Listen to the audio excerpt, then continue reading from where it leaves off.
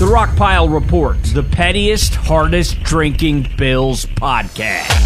Welcome, everybody, to another edition of the Rockpile Report podcast. I'm your host, Bills season ticket holder Drew Gear. That's my producer, Chris Kruger. As you can see, I got Ryan Lasal from Rock Sports Network in studio riding shotgun with us this evening. And we're here previewing, you know what, before we even talk about this nonsense, because I got angry on Sunday and said I wasn't even going to this fucking game. I think I made a mistake. And before you ask, no, it wasn't deciding to... Sunday Drew. It wasn't me deciding to spend a whole week trying to defend Ken Dorsey only to watch him. It's almost like my draft takes. Like, oh, Drew believes in me. I better shit my pants in public just to show everyone that Drew stinks. It's not me. It's Drew. He's the reverse King Midas in all of this. It's my fault, guys. I'm the reason that Ken Dorsey stinks on ice. I'm sorry. I don't know what I'm going to do. I'm going to go live in the mountains alone by myself like the abominable snowman and Rudolph the Red-Nosed Reindeer. I'm telling you, I'm this close. But I made a mistake on Sunday. So I fried up some chicken wings. A lot of you saw the tweet. I'd had enough. I said, you know what? Nothing matters. We're all going to die anyway. Fuck it. Here's 2 dozen wings. We're doing that with dinner. And my wife's never going to complain about a chicken wing. Gave my son his first chicken wing. He asked. He was like, Daddy, can I have chicken? I said, sure, kid. And I remind you, it went well. He was dipping them in the Q42 Kansas City sauce, which the kid's obsessed with. He ate 5 wings, which I think for a 3-year-old is pretty impressive. Yeah, that's good. But this is where I think I made a critical mistake. Because I know the difficulty, or at least in my head, it made more sense. I gave him flat wings. And I pre-cracked it for him. And he took the wing, and he was kind of eating on it, and then eating around. Chris, what if I have just now, like that's his first chicken wing. What if I have inadvertently created another flat wing truther out here? Oh, yeah. I may have just, like, this is the thing about parenting you don't think about in the moment, where you go, I may have just made a decision that impacts this child's life forever. Let me tell you what you do. You got to make chicken legs. That's like your next chicken that you have to make, chicken legs. So then he can hold it, a giant chicken leg, and eat it like a primitive gorilla like yourself. And then the next time you make wings, next week, he'll see the drum, and then his brain might connect with the chicken leg. Oh, this looks like a tiny chicken leg. I like eating that chicken leg, and so that's how you transition him out of being a flat truther. I got to do something, because, like, Ryan... Well, what you could do is you could convert his brother to a drum guy, and then problem solved going forward. See, here's the problem. Tommy strikes me as a drum guy.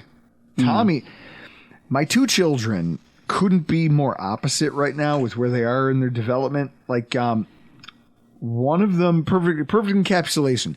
Back-to-back weekends, they both got stung by bees. The oldest cried. He was upset. There was tweezers and a lot of tears and some ice packs. My youngest, he barely registered it to the point where we had to chase him down and actually like grab his arm and look at it. And of course, there's still a stinger in there. Didn't care. One of them is cut from a different cloth. Yeah. And so in that way, he strikes me as a drum guy. So maybe that's already like that natural evolution's going to happen. Yeah. I just think about what if, Chris, I've pushed him with this one small choice, pushed him into being a flat wing guy. Like, now what? Like, he could be the kid who's afraid to learn how to drive when he's 16. He could end up with low T by the time he's 22. Like, I don't know. These are the decisions. He'll be the last picking a chicken wing. He'll be the last off training wheels. Well, what it does, he'll be riding training wheels when he's 11. What it does is it puts a lot of pressure on you to figure out what his first beer is going to be. All the pressure. Yeah, because if you screw up the chicken wings again, he's gonna meet he's gonna meet a drumstick girl. And he's gonna be fine, right? They're going to split things down the middle, 50-50. Everyone's happy. But you can't counter a flat guy with like a Mick Ultra as his first beer, right? No, like you can't go that far in that direction. In fact, just to try to bring things back the other way, maybe his first beer has to be like a Steel Reserve. Yeah, I mean, like a Molson Black, you know, like a Keystone Original, A Keystone. something to put some hair on his chest. I was actually talking about this at a party the other night. The idea that in college we were all Keystone guys. Yeah. It was the most easily accessible beer. It was always in stock, but it was always light or ice. Yeah. And then one day, Somebody brought the red cans. The red cans, Yeah. and we thought we were the fanciest people on earth. We have Keystone Lager. Yeah. It's the Keystone Premium. The original, the OG. Yeah, so his first beer can't be like anything with light as the last word has to be out of the equation. You have to go something full bodied. You may have to go Guinness. I mean, you may just have to lean all the way into it as his first beer. But that's how you counter. I think, you know, you always remember your first. So I think you might be a little too far gone on the flat wings, but you got to start counteracting that with some other things. See, now, as you're saying this, you're talking about Guinness. I go, well, if you're talking about Guinness with a kid's first beer, you might as well go whole hog and just give him a shot of whiskey. Sure. But here's the thing. Growing up, my mother whiskeyed my gums and all my brothers. And I can absolutely remember there being a night where me and my brothers had just had... My wife was there. It was my wife's first Christmas with my family. We had just had the Gear family brawl in the kitchen. It was me and my brothers roughhousing. I think I've sent you the pictures. I had one of them in a Kimura. I fish hooked one of them. Like it's a fight. Like it's like 4 Christmases going on inside my parents' house. And then here goes my mom, like an hour later, going, you know, people like they frown on putting whiskey on a child's gums, but I put whiskey on all your kids' gums, and you guys turned out fine. And we all burst out laughing. I go, yeah, we're really thriving, Mom. Look at us. We're rock stars. Yeah, living the dream. So I've missed the window on the whiskying the gums. Yeah, his first beer is going to have to be something. Yeah. It's going to have to be something to counteract this. And the key is you start planning that out now. You lay the groundwork with your wife. This is what it's going to be. I can't screw this up. I screwed up the wings. I can't screw up the beer too. And you plot it now. He's 3, so you got what, maybe 8-9 years to figure that out. And it's funny you say this because she and I have that dynamic. She's team flats, I'm team drums. So when we get wings, we have the perfect synergy because there's never a battle it's never like it's like, oh, well, you're going to take that one. You're really going to take. No, I eat the drums and then everything else is hers. Yeah. And if it's all drums, I laugh and go, well, you got screwed because I definitely didn't pay extra for that because I'm cheap as hell. Guys, we're here previewing our, what is this now, week 7. It feels like Who cares? This season feels so fucking long. The Tampa Bay Buccaneers against the Buffalo Bills. Your time is going to be 8:15 kickoff on Thursday, the place, Ralph Wilson Stadium. The weather looks like it might not be terrible. It might be the last nice game for the season in Buffalo. Yeah, the weather actually looks promising. Yeah. It's going to be in like the 50s, but not rainy, not a ton of wind. It might be nice.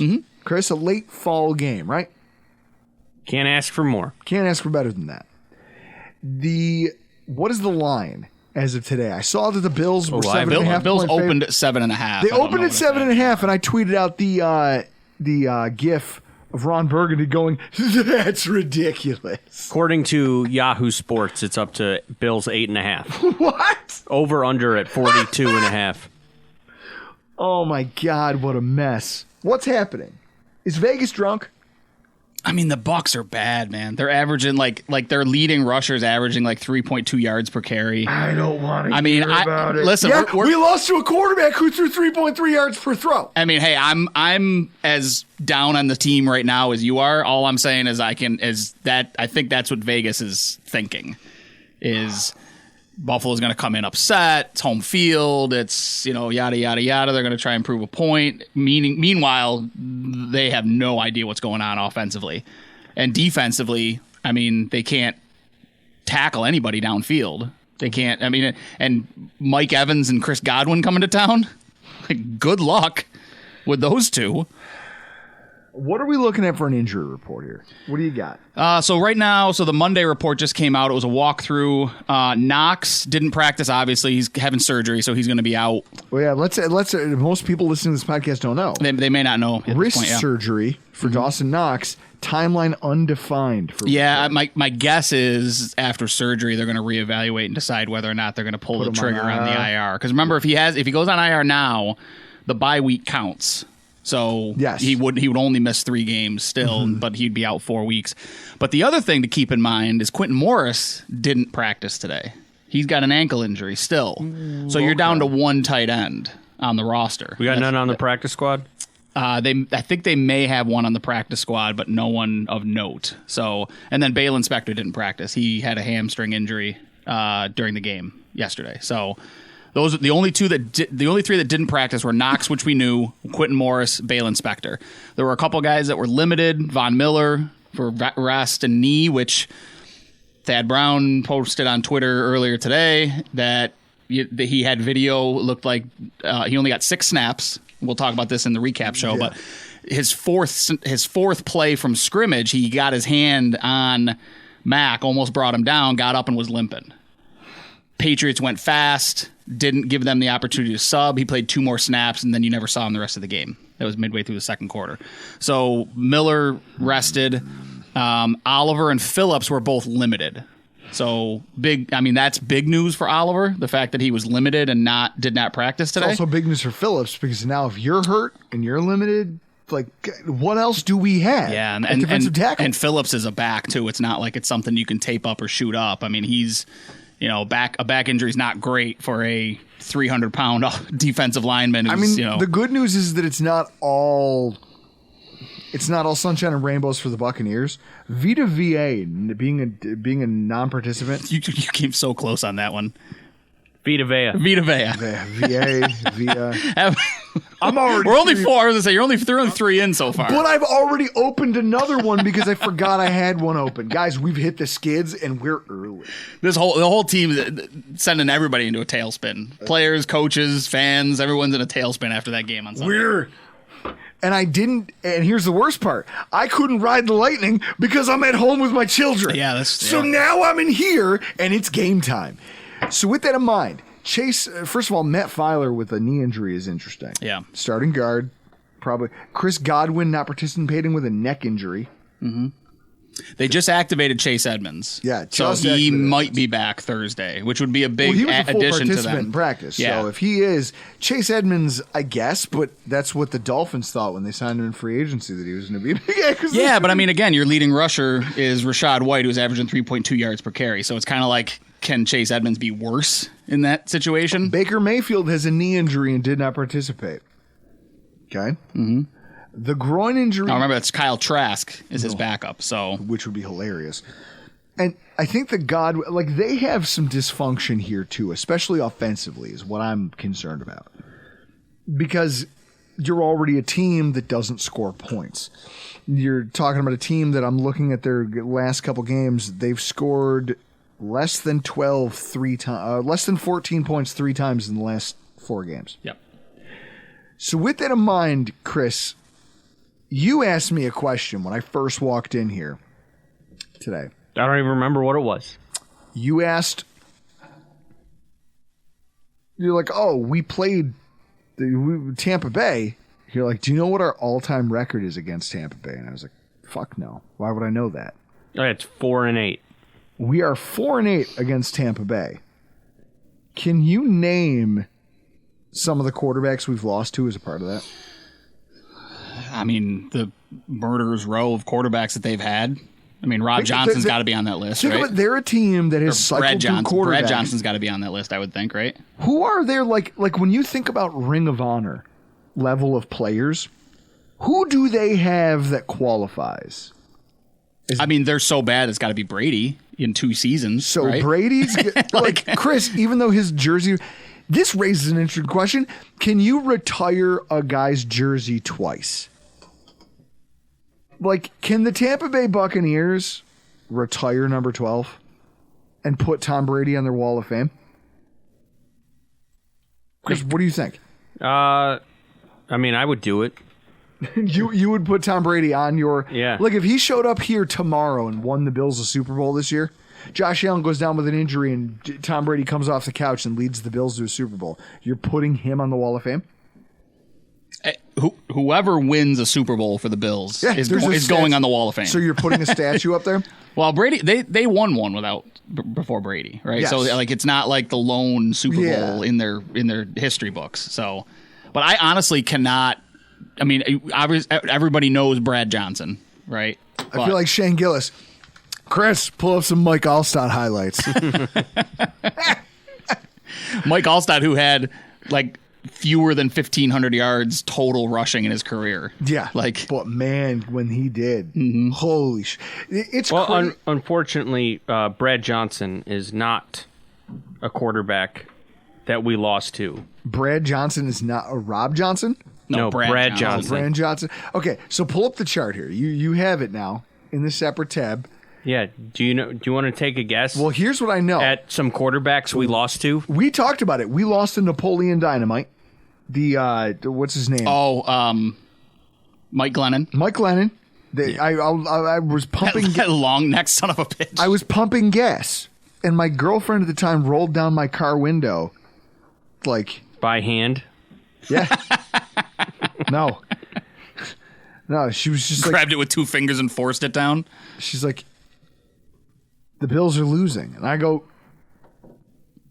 no, the game literally just started. She goes, no, they're losing 7-0. An 80-yard, very first play of the game touchdown run just set the game. I was like, oh, well, then you know what? We don't have to watch this. Let's go to the bar instead. Let's just go to another bar that doesn't have football and just get drunk, because today's not going to go well. Who else? I remember we beat, what's his face? The guy who stole crab legs. Jameis Winston. We beat him in one of the... Like, that was a wild game for the Buffalo Bills. This will be the 7th time since 2000 that we played the Bucs. Quick aside, is it wild to you that last night was the first time that the Eagles and Dolphins had ever faced each other? Wait, what? I feel like somebody said that before. No, maybe it was the Jets beat the Eagles for the first time ever. I feel like I saw something that said that it was the first time that they had ever played. Maybe during the season or something. Maybe I don't know. In Philly? Yeah, maybe it was in Philly. I don't know. Because we don't see the NFC that often. Every 4 years. Yeah. All right. So, yeah. Well, it used to be not that back. So it could have been the way the schedule worked out. They'd never had to go to Philly. Yeah, maybe they never went to Philly. Maybe that's what it was. So how about this? We beat Tampa Bay in 1991. We didn't play them again until 2000. Yeah. I remember that 1991 win because it was part of the Super Bowl highlight VHS that Sports Illustrated used to sell, and they were wearing those stupid creamsicle jerseys, and I think Testaverde was still their quarterback, right? And I believe Testaverde murdered them. Not really. It was 17-10. Yeah, but when you watch the game tape and you go back and watch how it happened, Kelly was 20-35, 322. They did have Vinny Testaverde 3-10, 48 yards. Either went out with an injury and was replaced by Chris Chandler. Yeah. So what happened was when you get to that point of the highlight video, when they're playing like music you can skip to behind a game recap, you know it went well. Yeah. They made a joke out of it. It was like a 4-touchdown like a 4-score margin. Even though the game was close, they're like, nah, look at how hilarious this was. Oh, we just beat the hell out of these guys, physically and mentally. How about the 2 quarterbacks other than, like, since 2000? I don't have it. You ready? Hit me with it. Brian Gracie and Sean King.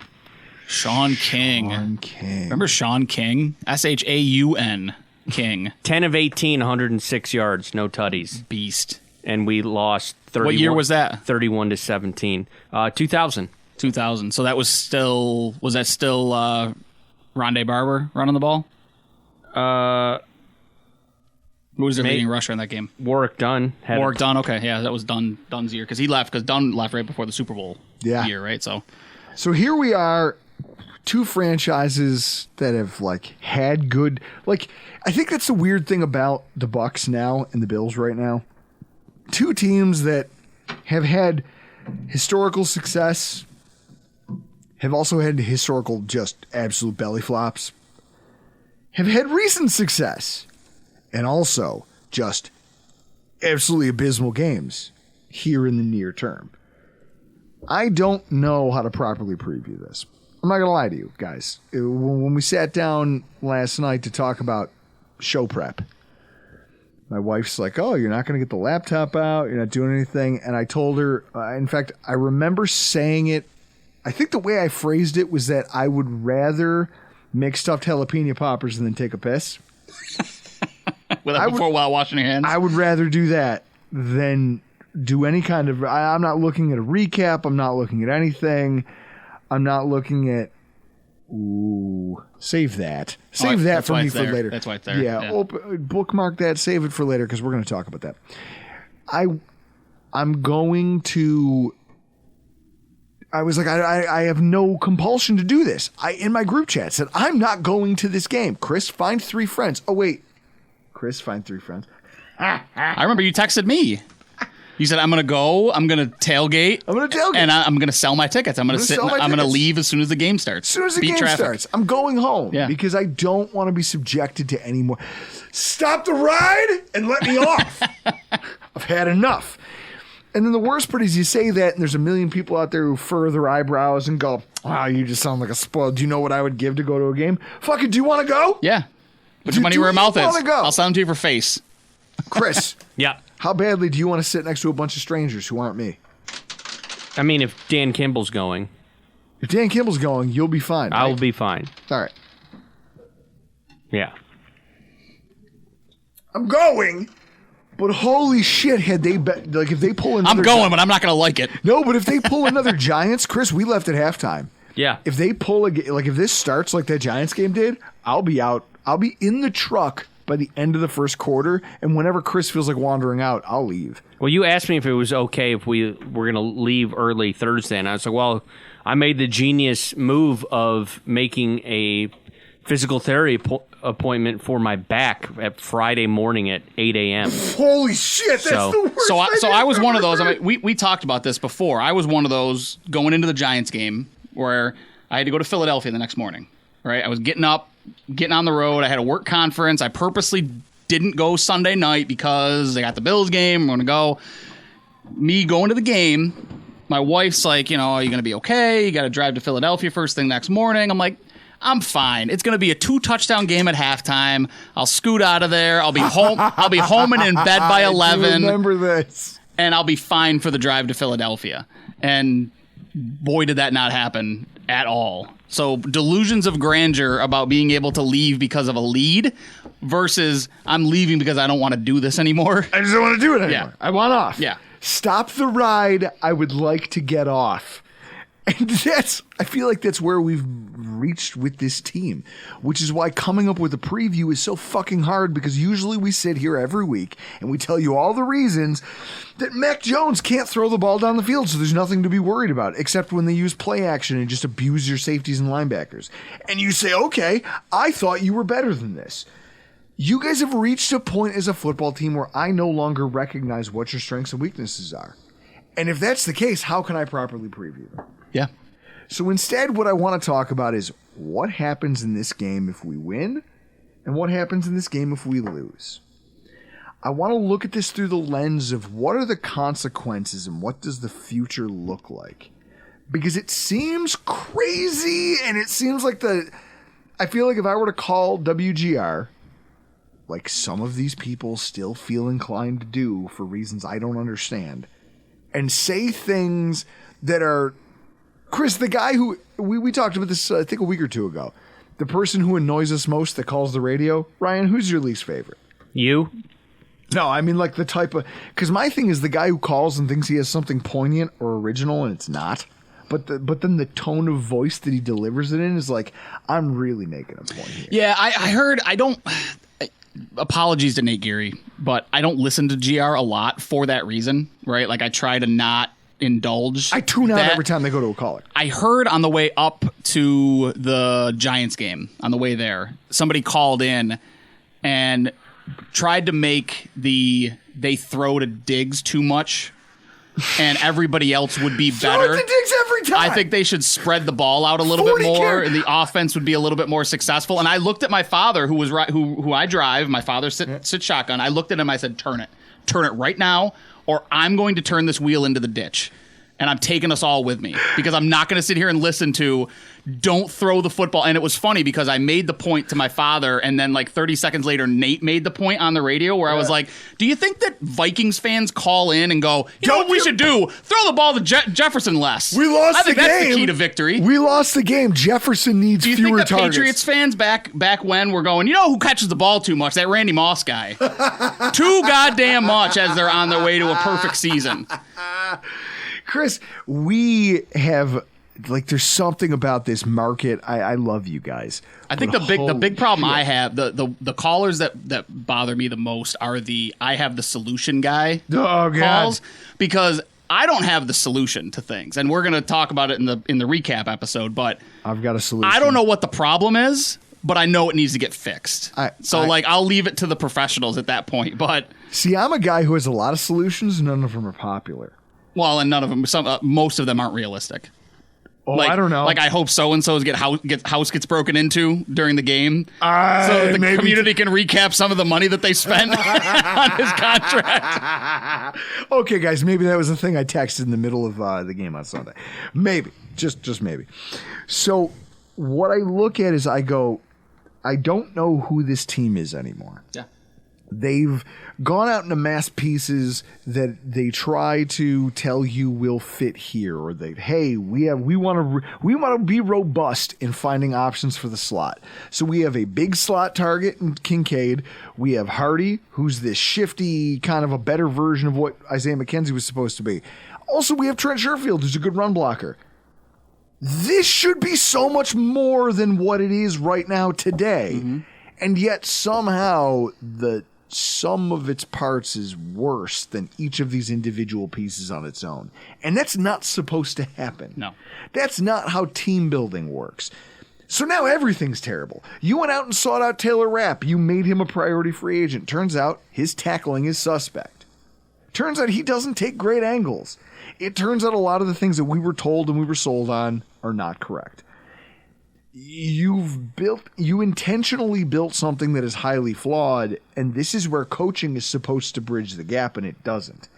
And so now, kind of like we talked about, the whole recap thing, it's like I'm stuck here not being able to recognize what this football team is, what the strengths and weaknesses are. I know nothing. Yeah. What I do know is that they have to keep playing. Well, what do we have? 11 more games? Yeah. So you guys as a unit have to figure out how you're going to approach this. One of the things I see is this concept that the Dawson Knox surgery comes at a time where we're already tired of the 12 personnel experiment. Complementary football, I've reached a point where you could shoot that thing in the face. Yeah. Find a gun and shoot complementary football in the face. You don't have to kill it. You just have to maim it. So they walk around and talk out of the corner of the mouth. Like you've seen those guys. Yeah. Yeah. To go astray. Yeah, well, that's complementary football. What you need is everyone is on fire and we either live or die behind this high variance offense that we are. I talked about it. You actually criticized me for the idea when I was like, I'm going to talk about Jungian theory. Oh, yeah. And he goes, I did. Because that's what people want to hear. Yeah, that's exactly what people want to hear. A drunk guy talking about philosophy on a football podcast. And yet, the feedback was positive. I think I made my point well. I think Chris did a bang-up job with the YouTube video, and I think everyone walked away with that with the understanding of you have to embrace that high-variance football or you will die. This death of we're mediocre until the last minute, but it's not enough. Yeah, I mean, and I've been talking about it, and it seems as though and this isn't like toot my own horn kind of thing, but we've been in chats where I've brought it up for the last like 3 weeks. It's like it's chaos, Josh. Right? Yeah, like they need to figure out that. That's where you don't come into football games. Josh Allen's entire career. Remember when you would go into Peyton Manning, Tom Brady games where it was like, you can't give him too much time in the pocket, he's going to kill you. Nobody has ever said you can't give Josh Allen too much time in the pocket. Like, that's not the game he plays. So these, like, all these people who are like, well, he needs to run the ball less, and he's like, they want balance between Cam Newton and Peyton Manning, right? They want someone like Patrick Mahomes, who's going to, when he gets the opportunity, he knows that he can beat the other teams with his legs, so he takes off. So not this guy who's like afraid to do it, because if defenses aren't afraid of you running the football, Josh Allen, you're not scary to these defenses. And so now the question is, in the frame of what this game is, do we have what it takes to step forward with that and become that team against this? If this was 2 years ago Buffalo, Brian Dable-led offense, what would we call this game? This would be called a get-right game, right? This would be called, we came against, whatever excuses you want to use against what we would have said about losing to that Patriots team. That's a good defense. It's Bill Belichick. He's always had Allen's number, blah, blah, blah, blah, blah, right? This is the get-right game. This is the game you come out, you go up 2 scores. If you have anything. If you ahead of an away game in Cincinnati. If you are a Super Bowl contender, this is a game that you come out and you win by 3 possessions. And you put them away early, you step on their throats, all that, right? That's what we talk about. This offense, led by whatever, a hurt Josh Allen, bad shoulder, whatever we want to talk about, a offensive coordinator who I don't know if he's able to call the offense he really wants to call now with his press conference today. But with this team, the question is, if they go out and they win by 3 possessions, does it mean anything? I don't care. Here's what's at stake. And Chris, I guess this is where we kind of look at this. I don't even want to talk about keys to victory this week. Instead, what I want to talk about is what happens if you win versus what happens if you lose.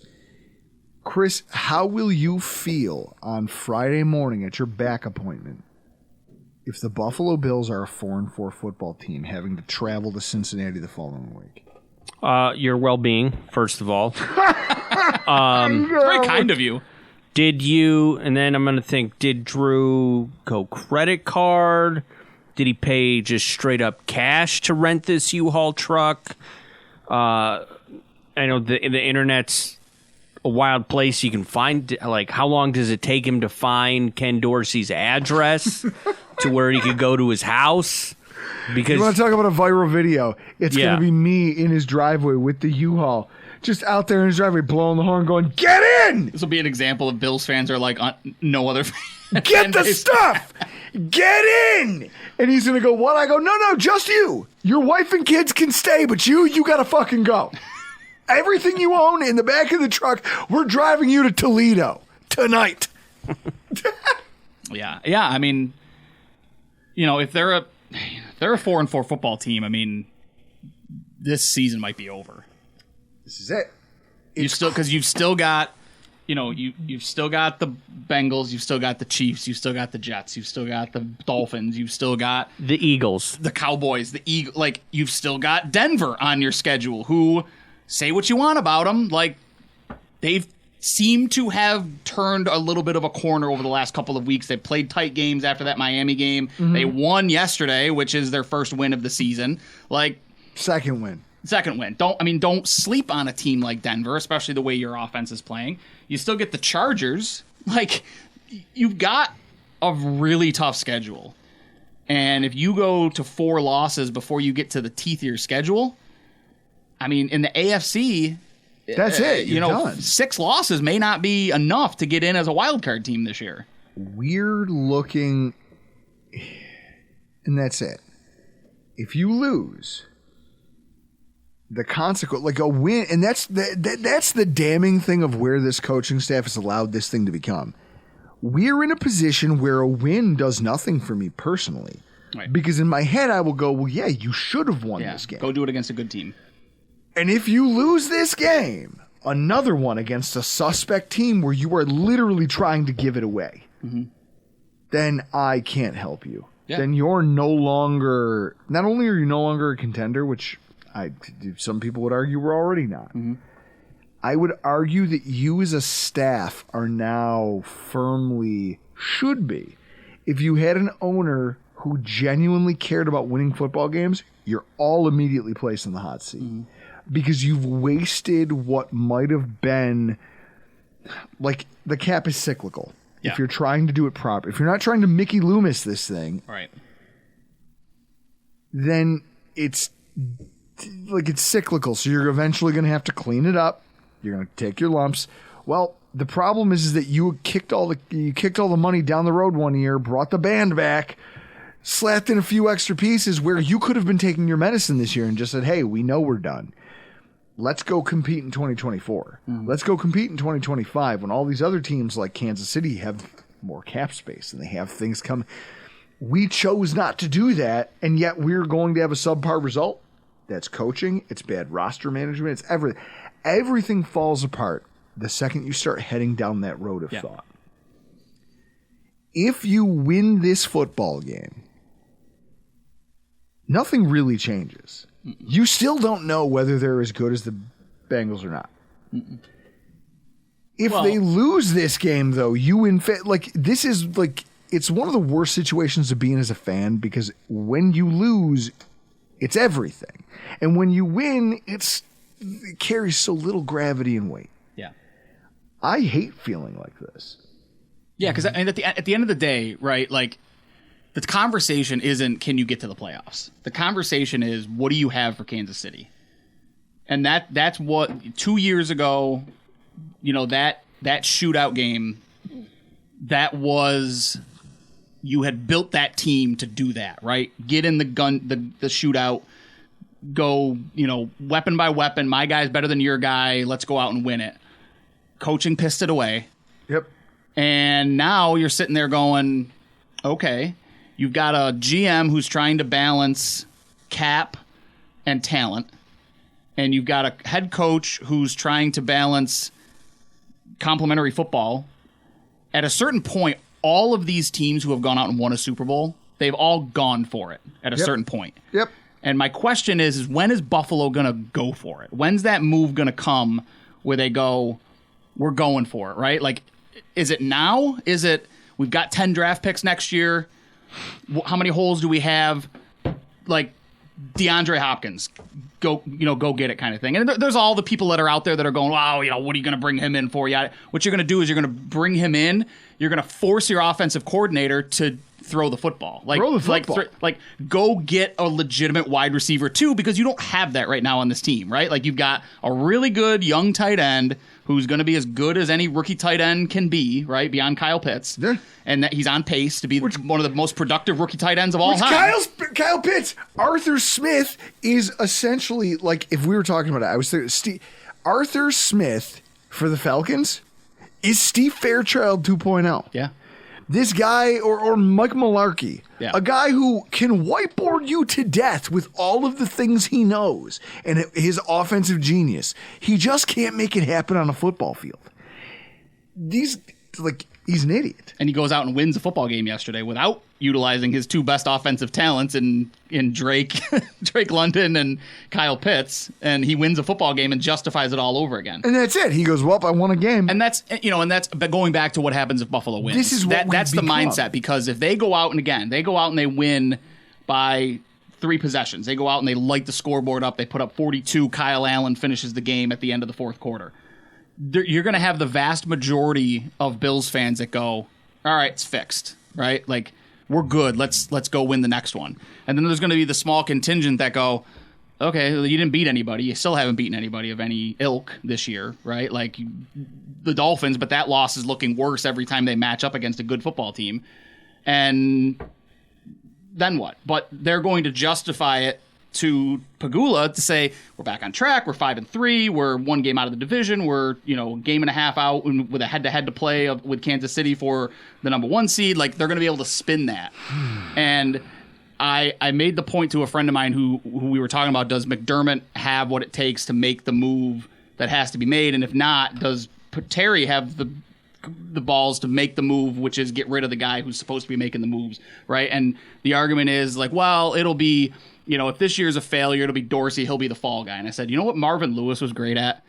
Picking a fall guy. Oh, he always had one. Every year it was a different fall guy for Marvin Lewis as to why they get over the edge. Now look at the Bills' history. 13 seconds. Who went? Special teams coordinator. Well, he left voluntarily. He was no. Right. I have it on. But whatever the optics are, right? Like authority. whatever the optics are, right? Like the optics of that is he was the fall guy for the 13 seconds of miscommunication, yada yada. Imagine having a job in the NFL and saying I quit. Yeah. Because I know I'll be hired at a different. And then after last year, who was the fall guy? It was Leslie Frazier, right? So this year it's going to be Ken Dorsey because we didn't go out and use our quarterback effectively and this and that, and it's at a certain point. If I'm the vice president of my division at work, at a certain point, if I continue to hire people who then lose accounts for the company, there's only so long that's going to happen before my boss goes, well, you're the one hiring these people. Well, exactly. And at a certain point, if this gets ugly enough, people will start questioning what the organization's existence actually is. But herein lies the problem with the NFL. Terry Pagula is never going to get in front of a microphone to where he's going to have to explain what's going on with this organization. No, well, what's going to happen is you're going to start to see a fracturing of what's happened with the Sabres organization. Sure. Terry Pagula showed up. Chris, you can speak to this. Terry Pagula showed up week 1, said, our sole existence now, from here forward, is to win a Stanley Cup. We are going to be known as Hockey Heaven. We mean this. We care about it. We're going to give all the resources and everything that this team needs. Chris, since Terry Pagula took over, has this team been more disappointing or less than the Darcy Regier regime that came before? It's more disappointing because we haven't been to the playoffs in 12 years, and you can make the argument with what Ryan was saying with the Sabres back in 05-06. Deadline comes, we got this great team. Go for it. You got to go for it. Get somebody at the deadline for defensive help, which in hindsight would have been helpful when we lost Jay McKee to that staph infection. Yep. But Drew and I were discussing, Ryan, before you got here, that it seems like the Bills are turning into the Chargers of the early aughts, where you can guarantee 9 to maybe 13 wins a season, a home playoff game, and that's it. You're not viable to get to the title game. There's always 2 or 3 teams ahead of you. It's a laugher. Yeah. And again, that's what we're shaping up to be. I used it earlier. I used it during one of our off-season shows. Like, it's Marvin Lewis. And so right? now... Like, it's just good enough to stave off the hangman for one more season. You get to the playoffs, that'll get us something because this is a franchise that's desperate for success. I talk to people all the time, friends of mine, and the question is, would you rather have 13 seconds that game, or would you rather have the drought? And the answer to a person is 13 seconds. My answer, I'd rather have the drought. I'd rather have a season where I walk in and go, there's no expectations. Every win is euphoric because we weren't supposed to win this football game. Now there's expectations. There's moral victories, right? Remember moral victories? Yeah. Those drought teams? So we felt so this season we've fallen far short of expectations thus far. Josh keeps saying it at the podium. It's a long season. We'll figure it out. It's not a long season. You're burning daylight. You are almost halfway. You're almost halfway into a season where you guys still don't know what you are, as we talk about in our recap. You don't know what you are. You don't know what you're trying to accomplish. It doesn't seem like there's a plan or any order. This is chaos. But it's not the good chaos. And if you want to continue doing this, go ahead and do it Thursday night. Go out there in front of the entire country and show your ass as a disorganized mess, and you will cement yourself into not just the basement of the AFC, but what you will do is you'll set off, I think, a chain reaction of things. I think that Vegas will turn on you. This is everyone feels good because they go, well, Buffalo's still an odds-on favorite, and everyone understands they'll get it right. The tide is going to turn.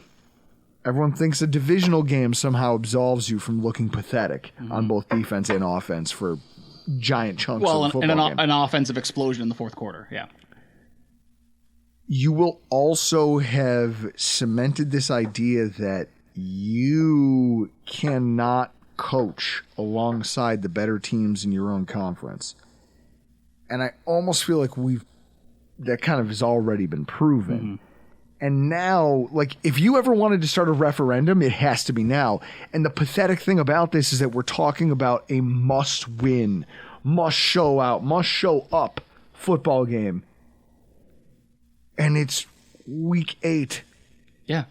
against a fucking pathetic This is supposed to Tampa be, Bay team. This is supposed to be an afterthought game. Like, coming into this year, this was an afterthought game. This was a game where we went down the schedule predictions, and everybody who did the schedule prediction, you got to the Bucs game and went, win next, right? Like, no analysis, no breakdown. Baker Mayfield or Kyle Trask? Next. Bring it up. And now we have to sit here and go, well, if we let Mac Jones play like that, then what? What now? Yeah, I mean, I think for the people who are looking at the Vegas line, if you 8.5 points, if you would have told, if I would have told you, Drew, Week 8 at home Thursday Night Football against Baker Mayfield and a 3-3 Tampa Bay Buccaneers, the Bills are only 8.5 point favorites. I would have erroneous on all counts. They should be double-digit favorites in that football game. What does Vegas doing? Disrespecting the Bills again. Yeah. Right? So everybody who's going, 8-point favorites, no problem. They're going to win by a touchdown. This is a game where Buffalo should be 2 touchdown favorites. It's a mess of our own making. And so now the question is, like, this is the Al Pacino speech. Like, if I can close this show out, this is the Al Pacino speech that you're giving to your players going, right now we're in hell.